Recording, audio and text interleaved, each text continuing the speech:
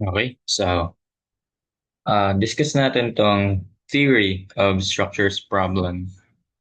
Passboard din, lumabas noong November 2015. This one is involving cantilevers.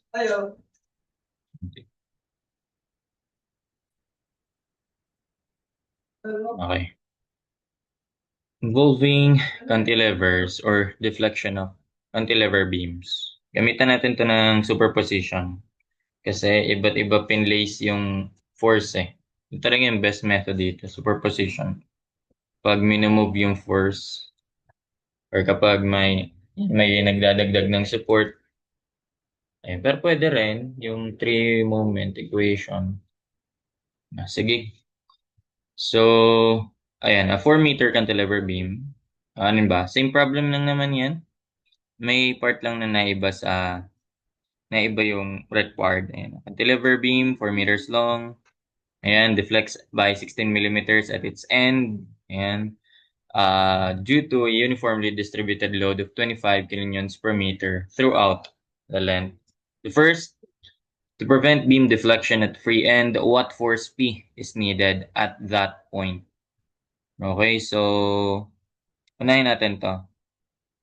Recall natin yung formula, yung tawag na to, superposition formulas, yung mga deflection formulas for cantilever beams. Ito nakalagay siya dito nung lumabas. Hindi ko alam kung binigay talaga yun ng time na yun, of 2015, then decade na. Sige. So, recall lang natin, kapag given na UDL, uniformly distributed load, ang formula ay WL to the fourth, or simply tandaan mo na lang yung constants. 1/8, kasi lagi naman yung WL to the fourth pag UDL, WL to the fourth over 8, or 1/8 nun, then EI. Ayun, 1/8 EI. So, yun yun dito. WL to the fourth over 8 EI. So, that is the deflection at the free end, delta max at free ends. Ngayon lang, to prevent daw beam deflection at the free end. So what force P is needed at that point? So by superposition, kailangan natin yan ng, kung magde-deflect siya, ito na lang din gamitin ko Kung magde-deflect siya dyan sa free end, baliktad lang dito na, nasa right lang yung nasa right lang yung fixed end. Pero parehas lang yun. Yan, magde-deflect daw siya dyan. Okay, so, para ma-prevent yon, to prevent beam deflection at the free end, what force P is needed at that point? So, kailangan natin kukontra sa kanya, force P. Kaya gagamitan natin yun ng isang, gagamitin natin to. Formula naman nito. Ganun lang.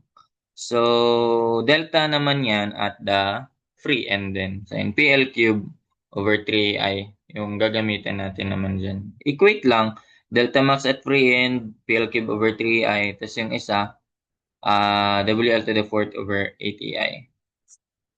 So, para mag-zero na yung mag-zero yung deflection na dyan sa free end.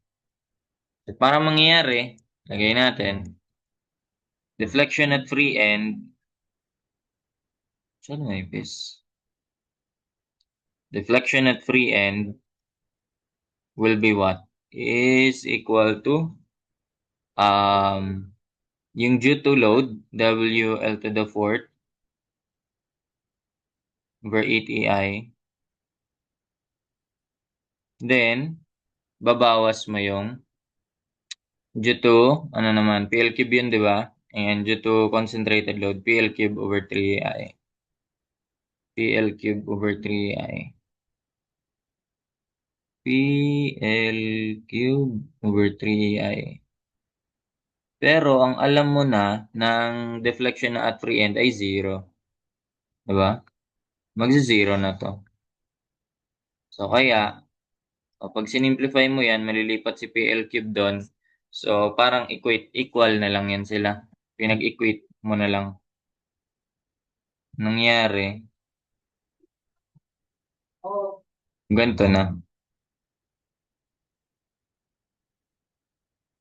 And so, WL to the fourth equals PL cube over 8EI. So, in this case, di mo kailangang alam yung EI.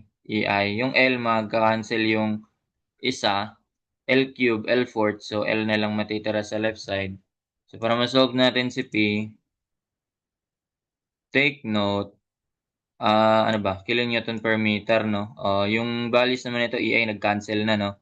So dapat ito, kilonewton, maganda dito, naka-ano ka dito. Naka kilonewton per meter, tas meter, kilonewton ka rin dito. Parehas lang.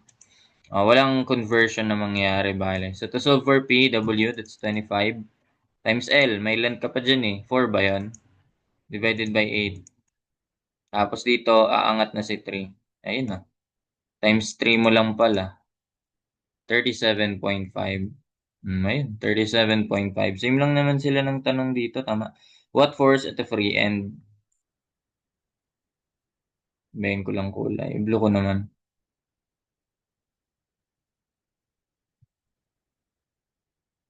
Ayan. So what force at the free end is required to eliminate the deflection at that end? 37.5. Next, what force at the free end? Ano unahin natin? Pagkaiba natin sila. What force at the free end is required to reduce the deflection at that end? Okay, sabi? What force at the free end, okay, is required to reduce the deflection at that end by 10? Same lang ng tanong kasi. Free force at the free end to reduce by. So same lang din pero hindi na kailangan yung ano, hindi na siya magze-zero ba, hindi na siya mag-zero bale. No? So, mangyayari naman dito sa isa is, eto 2, no? Yung isa by. Tignan mo, ano yung, may mali dito eh. May isang mali dyan eh. Okay, so ito muna. What force at the free end is required to reduce the deflection at that end by 10 meters? Tignan niya, by ang ginamit. Ito, reduce the deflection at the free end to 10 millimeters. Anong difference niyang by and to? Sulat natin parehas. So, pag by, nabawasan siya. So, ibig sabihin, ito pa rin gagamitin natin. Yun pa rin. Ito. Pero wala na yung ano. Hindi na siya magzi-zero. Pero ba tanggalin yan? Ayan. So, kapag by, yan pa rin gagamitin natin. Pag by yung ginamit natin, by 10 millimeters, To what force at the free end is required to reduce the deflection at that end by 10 millimeters. Nabawasan ng 10 millimeters. So, ibig sabihin, ang ano mangyayari dyan? So, ito yung nag-equal to 10, di ba? I guess ba yun? Nabawasan lang eh. So, yung nabawas sa kanya ay 10. Di ba? So, ayan, what force? Tama. Reduced by 10. So, ito yun, PL cube. PL cube over 3AI. Yan yung nag-cause ng pagbawas ng 10 millimeters. Ayan. 10 millimeters. Ay, wait lang. Pwede. 10 millimeters. Nakakos sa kanya. 10. Pero ito, di ba may ano na siya? May given na unang deflection, di ba? Nag-deflect siya ng 16. Pwede naman natin ipakita rin yun. Kumbaga, ito ay nagdulot ng sa 16. Pakita lang natin. Yung deflection ng una, WL to the fourth over 8AI is 16 millimeters. Kung nabawasan ng 10 yan, okay, so, sige, kung nabawasan ng 10 yan, so, 16 minus 10. No, parang or ito, WL to the fourth. Pwede ko ba ma-duplicate lang yung kanina? Ayun. Ayan. Duplicate ko na lang.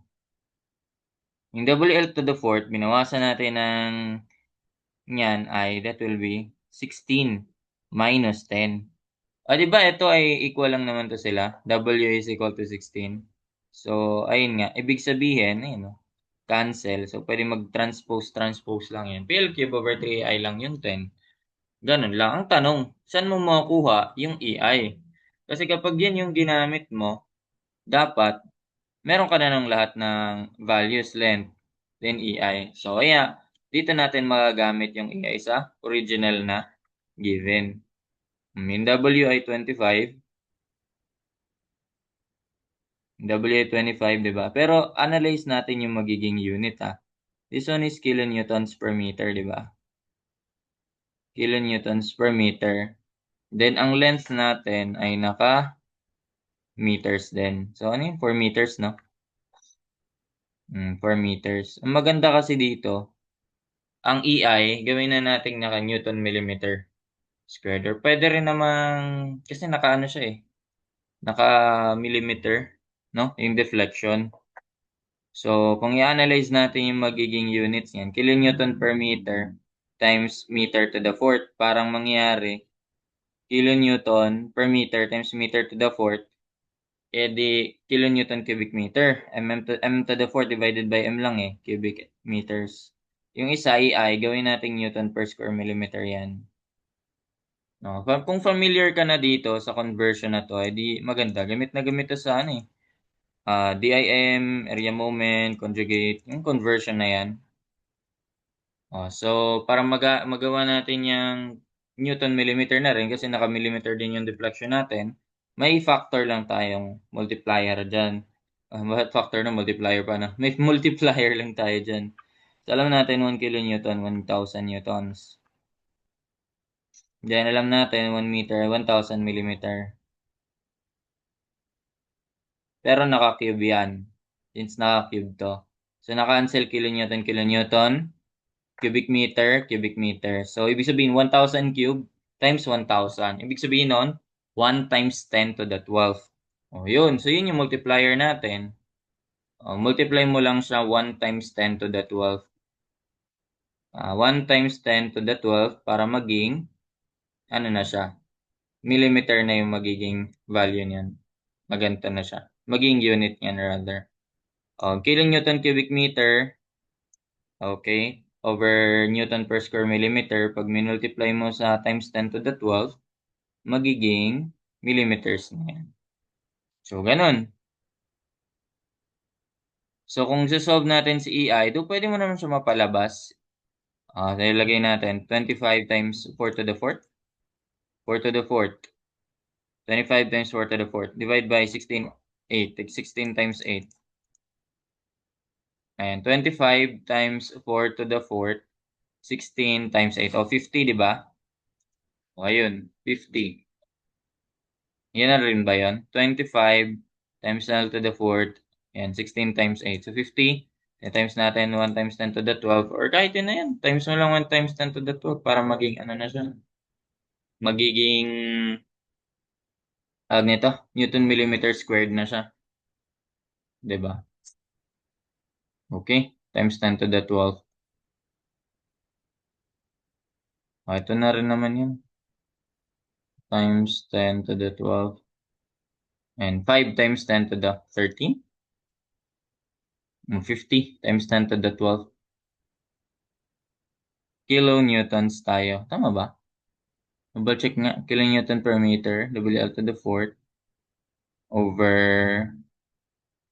8 AI. WL to the 4th. 8 AI. So, ayan na. 50.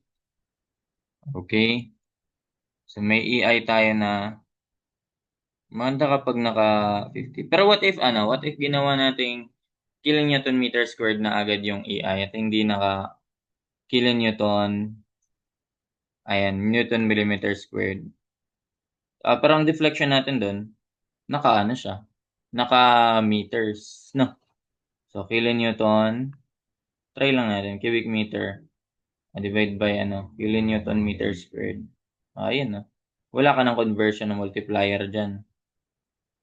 So, kilonewton cubic meter, ay, ano ba? Tama naman. Kilonewton cubic meter over kilonewton square meter. Ayan. So, that will give you cancel in meters na.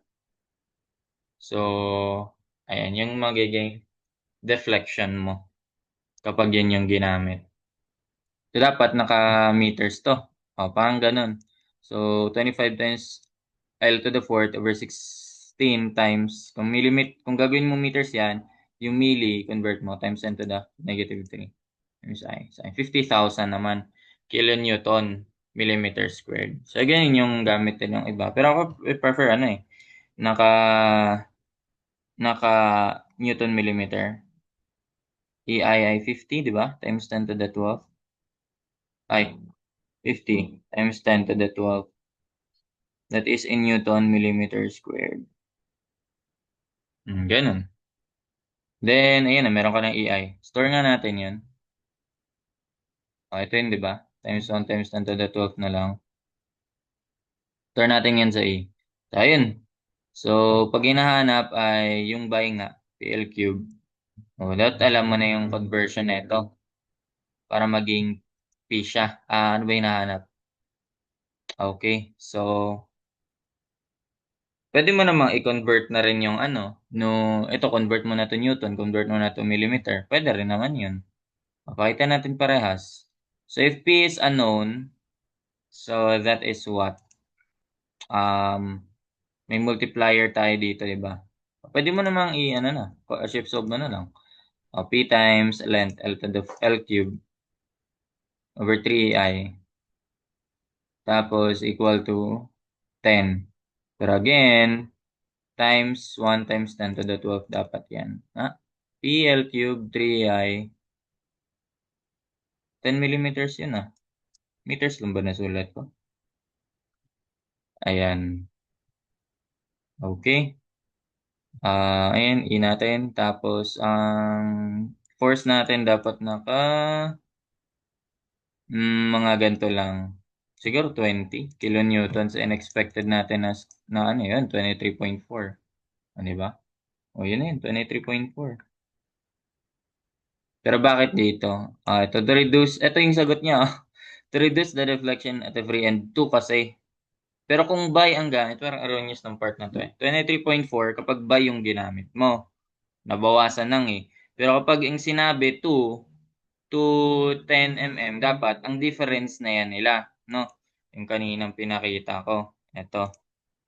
Ang difference na nila yung magiging 10. So, alam naman na natin yung EI. Ito naman yun kapag ang ginamit mo naman ay 2. Kapag 2 naman yung ginamit mo, 210 mm, double L to the 4th, minus PL cube, 8EI, 8EI. So, this is 8EI, 3EI pala. So, this is, ito na yung 10. Pag na-reduce to, yun na yung mismong deflection nun. Pag reduce by, yung lang, yung dinagdag mo lang, yun yung nag-cause sa kanya ng pag-reduce ng 10. So pag isa-solve natin to, if solve na lang ulit. Modify ko lang naman to. No? So, P, ano ko na lang, gawin kong ganito. Ilabas ko yung 1 times 10 to the 12. And P, L cube over 3i. Pero nandito pa yung W W 25 times L to the 4th over 8EI din. Nasa labas naman yung multiplier natin times 1 times 10 to the 12 equals 10. Yan, tama na ba yan? Tapos solve for x, ano may expected value natin? Sige, yun pa rin. Anong lalabas? 14. Wala sa choices. Nandito siya, isa. Nandito sa isa. 14.1. Ito pala kapag by. Ano palabas? Abay ba to? Ito kapag by. Ito kapag 2. Di ba? Ganun lang. Yun lang na yung difference nila. So, dapat by to in this case. Di ba? Geometry ang labanan. Ay, geometry grammar ang labanan. By geometry na sabi ko. Ayun. So, lastly, what force at midspan is required to eliminate the deflection at that point? Ito magkaiba sila ng tanong. Di sagutan natin parehas. Una to. What force at midspan daw is required to eliminate the deflection at that point? Yung deflection lang sa midspan. So, kailangan mo muna kunin yun. given yung mga formula na to. So, syempre, WL to the fourth over 8 EI, applicable pa ba yan dito? Tignan nyo itong isa. Ang deflection at free end niya is ito. Pero ang deflection at mid-span niya ay etong mahaba. So, pwede mo naman siyang gamitan ng ng tawag doon, point load analogous. Pakita natin both. Ang deflection at mid-span lang, no? Gamit yung tawag dito. Ito. Pero pwede naman natin gamitin ito mismo. Kakabisado mo ba yan? Ililet mo lang naman yan. Kung at mid-span, edi mag-drive tayo, no? Kailangan mo makakuha yung deflection nito sa mid-span. So, paano yon?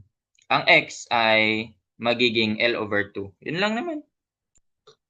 Deflection at mid-span. If ilet mo lang yun, gawin mo lang x is kapal. Let mo lang x ay L over 2. So, ayun. So, deflection at delta na lang. If x is L over 2, ang deflection at mid-span is what? W over 24 pa rin. EI. Ito. Ito, algebra naman na labanan. That will be x is magiging L over 2 to the fourth minus 4. L cube ay, is pala yun. L cube x ay L over 2. L cube x plus 3. Tapos L to the fourth. Ayan. So, labanan na lang naman yan ng constant kasi L to the fourth, L to the fourth, L to the fourth. Di ba? Makalkin na agad natin yan. So, that will be 1/2 to the fourth. Mga constant na lang, 1/2 to the fourth minus 4 times, L cube. 4 times, divide ko ba ba? Minus 4 divided by 2 na lang yan, di ba? So, L cube times L yan eh. Plus 3. Ilan yun? Parang negative ba? Hindi pala. 17 over 16. Tama ba? 1/2 L to the fourth minus 4 divided by 2, 2 then plus 3 L to the fourth. Okay, 17 over 16 times natin yung 1 over 24. Makakabisado mo ba yan? 17 over 384. Yun lang. W. 17 W. L to the fourth na yun, di ba? L to the fourth over 384 EI. Yan. Makakabisado mo ba yan? 17 W L to the fourth over 384 EI. Ayan, maganda kung mga kabisado mo yan. Yun lang. Deflection at ito pala muna. Force at mid-span required to eliminate the deflection at that point. So ito, meron kang binigay. Ito, yung P, kapag ganyan yung force mo, so deflection at that point yan. Familiar ba to? Parang PL cube over 3I lang, di ba? Parang yung maximum kapag yung deflection at free end, PL cube over 3I. Di ba? PL cube over 3I. Ang dito kasi, ang nangyari dito, yung length niyan is yung B lang din. B dito. Baliktaran kasi. Basta wag niyong tandaan yung letter, tandaan niyo kung ano siya. Basta yung distance from concentrated load papunta sa fixed end. So, ayun PB cube over 3I. PB cube over 3I. Parang deflection lang din siya sa free end pero wala na tong part na to. Kaya ito lang yung span na kino-consider. Ganun. 'Di ba? Okay, so wala lahat. Ano ba yan? Ito lang galing ka. What force at mid-span is required to eliminate the deflection at that point? Okay, so 17 over 384. Makakabisado mo ba yan? 17 over 384. W L to the fourth over AI. Yan yung isa. Eliminate daw eh. So, yung deflection dun sa mid-span, i-equate mo na lang sa force at mid-span. Ito pala, ano pala natin to? I-derive pala natin to. Pero, ano to? tama ba? At point of load. So, may mga de-derive pa tayo dito. So, ang mangyayari dito, ang B na nito ay what? Ang B na nito ay L over 2. Yung distance niyan. O, ganun. So, derive ulit natin. Pero okay naman na pwede mo na yung gamitin agad eh. Gusto ko lang i-derive para wala lang. Derive lang natin. O, if ang gagamitin daw natin ay B is kalahati na ng span, Bx L over 2. Paano mangyari dyan? So, P magiging B ay L over 2 cube over 3AI. O, pag sinimplify, PL cube over 2 times 2, 24 ba? 2 times 2, 4 times 2, 8 times 3. Oo nga. So, PL cube over 2 times 2, 4 times 2, 8. Diba? Times 3, 24. Ganyan. PL cube over 24 EI. O, ayun.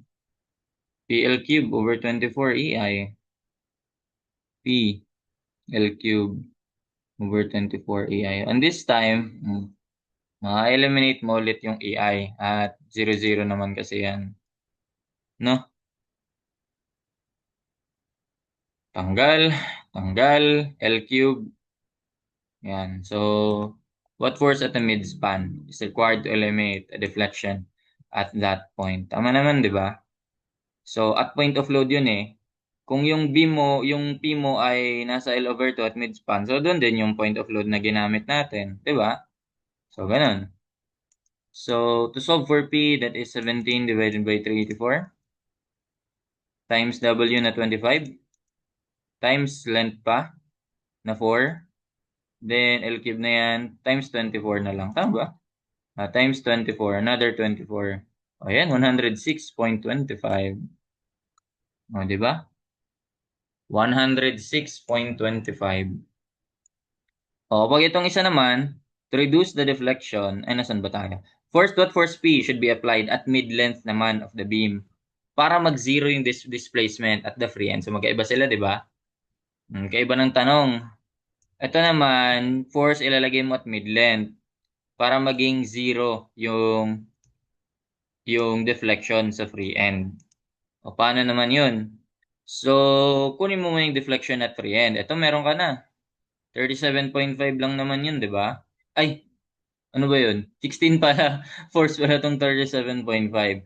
Ayan, what force P should be applied at mid-length of the beam for zero displacement at the free end? Alam na natin yun, yung force P should be applied at mid-length, no? Pero, yung pinagkaiba, free end dapat yung gagamitin natin. Ganon. So, delta max at free end. So, ito yun. P, di ba? Patrolela yung ano nyo dyan. Yun. Basta, episaduhin na lang yan. At ito nga lang, magagamit mo na nga yan. Eh. So, sige. What if ilet naman natin, ang gagawin natin dito? Yung B niyan is L over 2 pa rin. Pero delta max yan, no? Ganon. Sabihin niyan is L over 2 pa rin. Gawin natin. Okay. If B is L over 2, may imagine na ba? Ano siya nangyari? P times L over 2 squared over 6EI. Hala, di nakakasya. Times 3L minus L over 2. Ano yan? Ano yun na lang natin? So this will be what?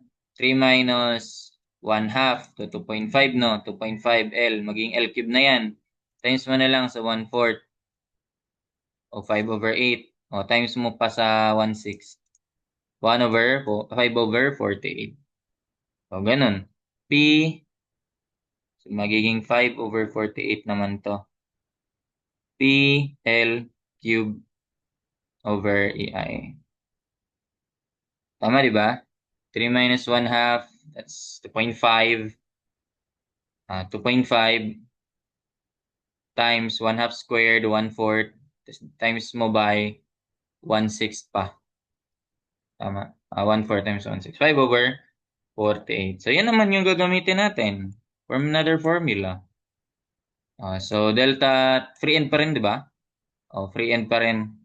Force should be applied at mid-length of the beam for zero displacement at a free end. Pero, equate na lang natin. Alam naman na yun, di ba? Wait lang, nakalimutan ko yung na-derive natin. Ito pa rin.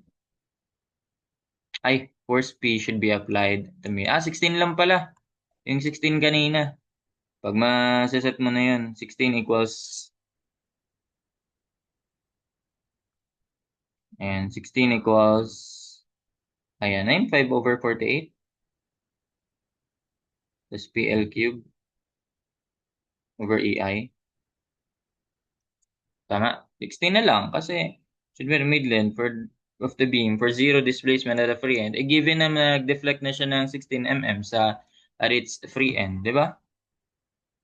So, that is just, ayan. So, kailangan natin makuha yung, ayan, yung P. So, may EI na tayo eh.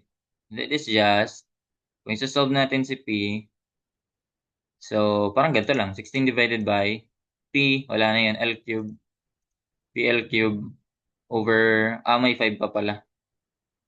5 times P, yung ano nga, L cube, over 48 EI. Tama ba? Nakalimutan ko yung multiplier PL cube, di ba may multiplier tayo doon? 16 times 48 tapos PL cube over 48. Yeah, so times natin ng ano? Wala ako. 16, 5 L cube over 48 EI. So, yun. Times natin by? Saan ba? At force P should be applied at mid-length of the beam for zero displacement at its free end. Double check na natin. Delta max at free end. Kapag meron kang pinaganyan, 5/48 EI. Tama naman, di ba? So, check nga na.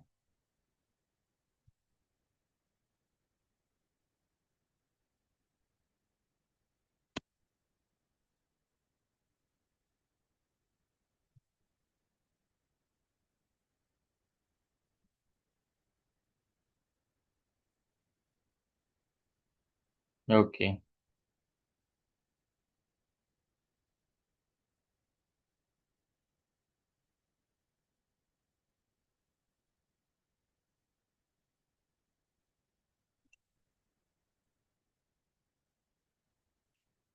Okay, okay. What if gantahin ko? 16 is equal to 5 times P L cube over 48 EI. EI. Tapos, di ba may multiplier tayo dito? 1 times 10 to the 12. Tama ba yan? Yan, EI tapos solve for F. Ayan, 120. Nangyari kanina. May mali ba ako? Double check ko nga lang. Ano ba ginawa ko kanina?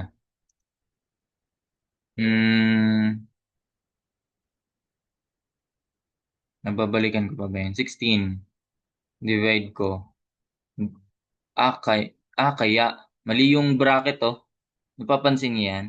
Yung mas maliit, yung mas malaki, yun yung magiging nasa taas nun, yun yung numerator. Ito mali ito. Mali yung pagkalagay ko. Ingat tayo sa ganun. Baga 16 muna sa kababa para ito yung magiging mas malaki. Ayan no. 'Di ba mas maliit na tong bandang to. Ayan, 5 L cube, 4 cube. Ingat tayo dun. L cube over 48 EI. Tapos, ayan no. 1 times 10 to the 14th, di ba? Di ba may multiplier pa tayo dyan? 1 times 10 to the 12. Boom. 120. So, ganun lang. Dali lang nga. Ingat talaga sa calculus. Ito. Ibig sabihin, pag nasa inyo yung malaking bar, yung taas nun, yun yung numerator, yung baba nun. Yun yung buong denominator. Ingat dun. Daming nadadali dun. So, ayun. Sagutan na ba natin? Anong isa? Yung what if ayaw nyo ng ano, no? Sige, try nga natin yung magano tayo. Point load analogous. So, lang natin. Pinapahanap doon. Saan yung banda ulit? Hmm, yung medyo mahirap na part. Yung dulo. What force at the midspan, no, is required to eliminate the deflection at that point. So, ayun. Naalala ko na. Yung etong UDL, magkukos ng deflection at midspan. Magkukos ng deflection at midspan. Okay, so ito yung gagamitin natin na formula niyan. Wherein, anong gagamitin natin dito? Ito, complicated, no? Ito yung kakailanganin mo na ano kapag ganyan, deflection. Mahirap din. Hihiwalay na lang natin na video yun. Kasi, kakabisa din mo yan, 3L minus 3X minus B. Sige, hiwalay na lang natin na video yun. Yung paggagamitan ng point load analogous. Kasi ito yung gagamitin mo, ano dyan eh. Ito yung gagamitin mong equation. Tapos integrate mo. Kasi discuss ka na yung concept sa gilid. So, ayun. Ang mangyayari, pag gagamitan mo ng point load analogous, take note na yung x is less than a or yung a dito ay ito. So, ibig sabihin, dito yung kinukunan ng deflection lagi. 'Di ba? So, x is less than a. Ayan, yan yung pag mas simple kasi siya, 'di ba? Kaysa dito. Alam ko ito yung ginagamit. X is less than a. So, yung kinukunan na deflection ay actually pwede yan kapag equal eh. Less than equal to a. Pwede rin yan. Pero ito nga, pwede nga rin to eh. Pag equal to a. Ibig sabihin kasi noon, yan. Ito yung x kasi, yun yung location na makukunan mo ng deflection. So kapag dito yan, hanggang pa free end. Pero pwede mo rin namang i-equate yan sa kung nasaan yung point of load, di ba? Point of application ng load. Ganun. Then, ito lang, P. Ito na yung mismo yung W gagamitin mo kung UDL lang naman. Yung B niyan, ito yung distance from the fixed end, no? So, pwede. Yan yung ilet mo as X. Yan mo ilet mo as X. Ang kaso dito para i-mirror mo pa siya. Kasi kung kukunin mo yung deflection sa, ano no, o sa baba. Sige. B squared. Ayun na yun. Tapos 3 times, saan ako? 3 times length. Length lang naman yan, ano? Length ng beam. X ulit. Yung distance na to. Yan yung kinukunan mo ng deflection, ha. Baka mapagpalit kasi. Ito yung, ano dun eh. Pag nagpo-point load analogous ka, ang unknown mo, ang x mo, yung distance ng location, yung location na application of force from the fixed end. So, yun yung nilalet mo as x. Di ba? Yung ginagawa mong variable of integration. Yung x mo, defined yan. Yan yung location na kukunan mo ng deflection. So, ganun.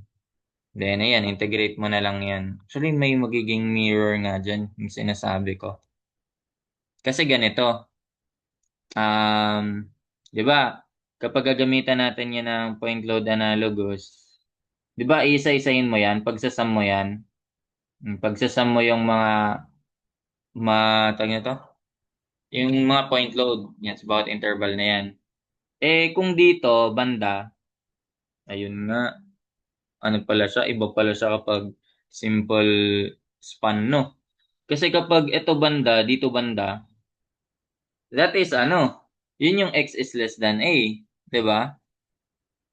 Kapag dito lang sa banda, x is less than a. Or baliktad, kapag ano pala, nandito pala sa banda. Dito sa banda sa mga dulo. Yan, x is less than, yan, dyan banda. X is less than a yan. Kasi ang a mo ay, di ba? Ito, di ba? Yung distance yan from the distance ng point of application of force. Anong yung concentrated load from the free end. So, ayan no, kung sa mid-span yung sinesolve mo, so mga dito banda, ano pala yung ano ko? So, kung sa mid-span yung sinesolve mo, dito banda, no? So, lahat nung nasa right niya, ayan no, ito yung gagamitin mo.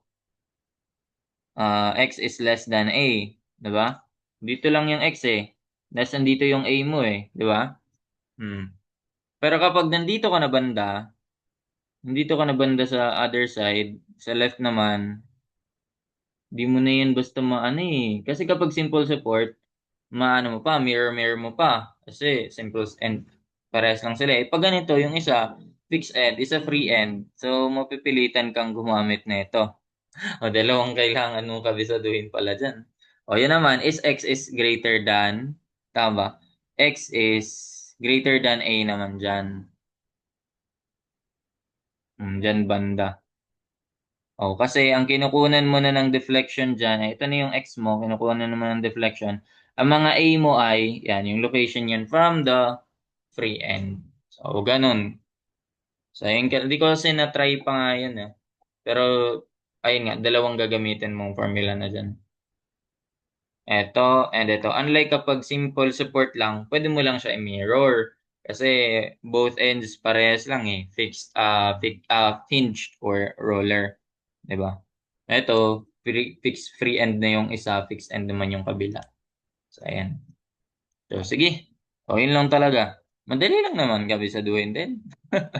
Kabisaduhin mo na lang. Baunin mo na yung sa pang, ano. Ano ko, pwede ka na mag-3 moment dyan. Ganun natin yung solution sa CRF, tama ba? Nag-3 moment ba doon? Ang alam ko. 3 moment dun eh. Ano nga, nag-3 moment. Kinuha. Pwede naman yun. So, ayun lang. Mabilis talaga superposition. And I guess that's it for this problem. Again, typo to. By dapat yan. Pag mapapalabas mo into 3.4. And that's it for this problem. Hope you learned something. Thank you.